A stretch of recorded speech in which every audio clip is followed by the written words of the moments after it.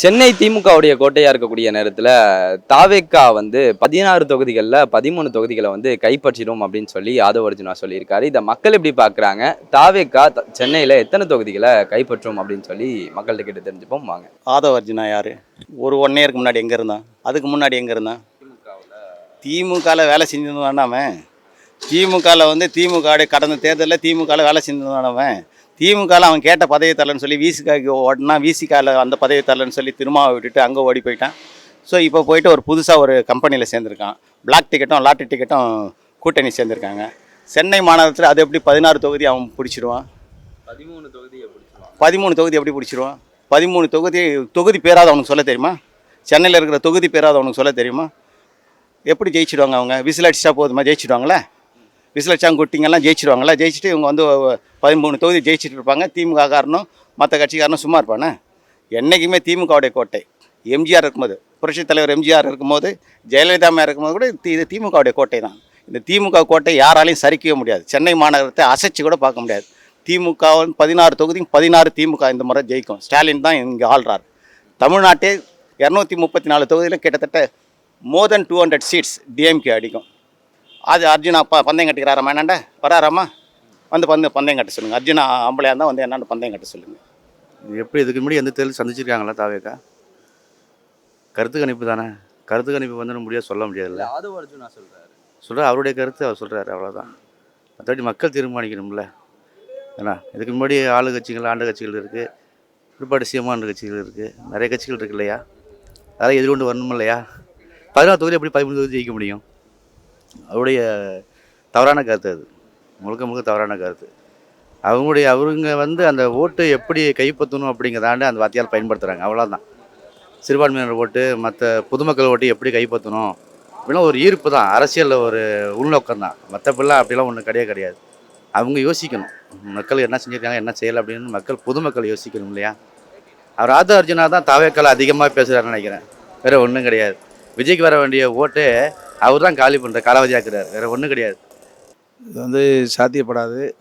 பெரியார், பேரறிஞர் அண்ணா, தலைவர் கலைஞர் காலத்தில் முதலமைச்சராக முன்னாள் முதலமைச்சர் புரட்சி தலைவர் எம்ஜிஆர் இருக்கும்போதே அந்த நிலையை பண்ண முடியலை. அவர் மதுரை மாவட்டத்தில் தான் போய் போட்டிக்கிட்டார். திருச்சி, தஞ்சையில் தான் நின்னாரே தவிர அந்த காலத்திலேருந்து இந்த காலம் வரைக்கும் திராவிட முன்னேற்ற கழகம் சென்னையில் கோட்டை என்பதை எல்லா மக்களும் ஏற்றுக்கக்கூடிய அளவுக்கு நகரிய மக்கள், தாழ்த்தப்பட்ட பிற்படுத்த மக்கள் எல்லோரும் சென்னையில் வாழ்கின்றதுனால அவங்க எல்லாருமே திராவிட முன்னேற்ற கழகத்தை ஆதரிப்பாங்கிறது தான் உண்மை. அவர் வந்து அரசியல் புரியாதனால, புரிதல் இல்லாமல் அவர் நிறைய விஷயங்களை பேசிக்கிட்டு இருக்கார். அது நடைமுறையில் இல்லை. கடந்த 30-40 ஆண்டு காலமாக திராவிட முன்னேற்ற கழக கோட்டை என்றாலே புரட்சி தலைவர், மக்கள் போற்றும் தலைவராலே அது முடியலை. அதனால் விஜயால் அது சாத்தியப்படாது என்பது நம்மளுடைய கருத்து. இது ஆதவ அர்ஜுனா சொல்லலாம். ஆனால் இது நடிகருக்கு வந்து இளைஞர்கள் நிறையா இருக்கும், அவர் சொல்லலாம். அந்த கூட்டத்தை வச்சு சொல்லலாம். ஆனால் வாய்ப்பு இருக்குது. அந்த தாவேக்கா சொல்கிறல ஆதவ அர்ஜுனா ஒரு கிளை இல்லை வந்து கழகத்தில் அந்த மாதிரி கிளை அமைச்சு அது பண்ணி வர்றதுக்கு நாள் ஆகும். சும்மா நடிக்கிறன்றதுனால சொல்லிக்கலாம் ஆதவ அர்ஜுனா. வாய்ப்பே இருக்காது. ஒரு தொகுதி இருக்கணும், தாவேக்கா வர்றதுக்கு வாய்ப்பு இல்லை. 100% சரியான கருத்து. இங்கே திமுக தான் எல்லா தொகுதியும் வெல்லும், அது எந்த விதமான மாற்று கருத்து இல்லை. திமுக தான். ஆதவ அர்ஜுனா வந்து சொல்கிறத வந்து பேசிக்கலாம், அது செயல்பாட்டில் இருக்காது. பேசலாம், அவர் வெளிப்படையாக சொல்கிறேன் நாங்கள் தான் வருவோன்னு. எல்லா அரசியல்னாக்கா நான் தான் வருவேன்னு சொல்லுவாங்க. அது வர முடியாது, வாய்ப்பு இருக்காது. பொதுமக்களுக்கு எதுவும் வந்து அவங்க அடிப்படை தேவைகளை செய்யணும். இப்போ கட்சி ஆரம்பித்து 2 வருஷம் தான் ஆகுது. என்ன பொதுமக்களுக்கு எவ்வளோ ஆர்ப்பாட்டங்களை பண்ணியிருப்பாங்க? பொதுமக்களுக்கு அவங்க எவ்வளோ உதவிகளை செஞ்சுருப்பாங்க?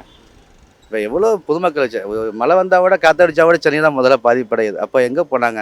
ஒரு மன்றமாக இருக்க கூட எங்கே போனாங்க? அவங்க ஒரு 500 ரூபா டொனேஷன் போட்டவங்க தான் இலங்கை மக்களுக்கு. அவங்க யார்? விஜய் அவர்கள்ட்ட நடிகர் விவேக்கு கூட 5000 கொடுத்தாரு, சிம்பு கூட 5000 கொடுத்துருந்தாரு. வெறும் 500 ரூபா டொனேஷன் பண்ணார் இலங்கை மக்களுக்காக வேண்டி.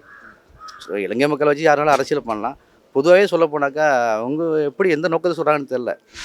அதாவது நாமளும் கட்சி ஆரம்பிச்சிட்டோம், நாமளும் சில கருத்தை பொதுமக்களை கொண்டு போய் சேர்க்கணும், அது மீடியா மூலியமாக கொண்டு சேர்க்க முடியும் அப்படிங்கிற நோக்கத்தெல்லாம் அவங்க பண்ணுறாங்க.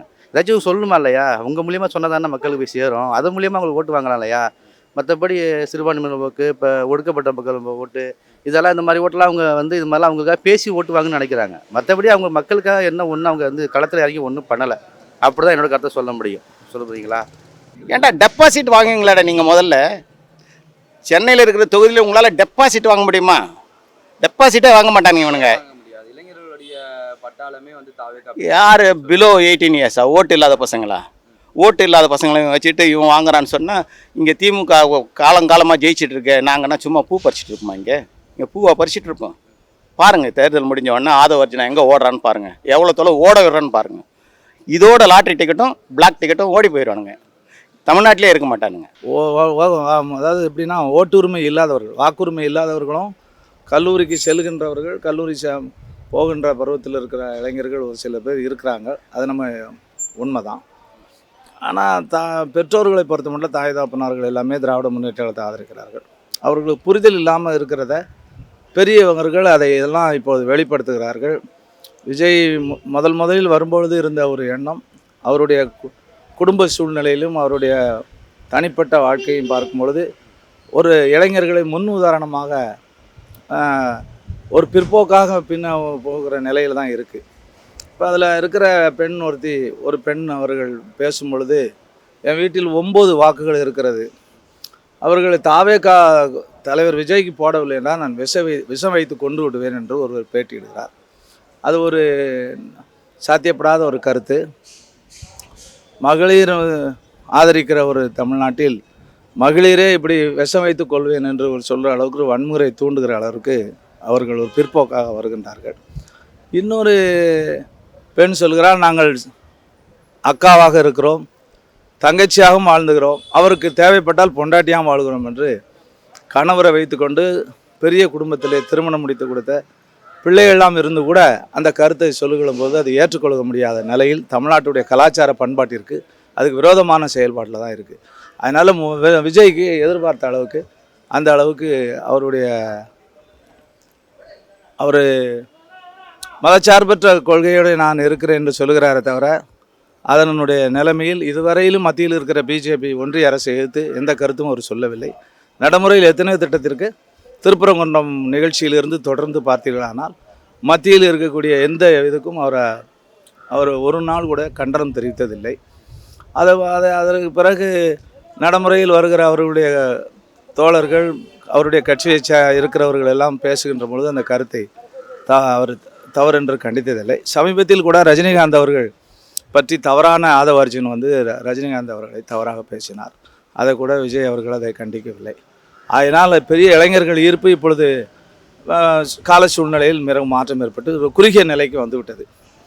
ஆனால் சென்னையில் இருக்கக்கூடிய 16 தொகுதிகளில் 13 தொகுதியில் வந்து தாவேக்கா கைப்பற்றிடும் அப்படின்னு உறுதியாக சொல்கிறாங்கல்ல. அவர் டெபாசிட்டே உண்மையிலே வாங்க முடியாது. அது தேர்தல் நெருங்கி விட்டது.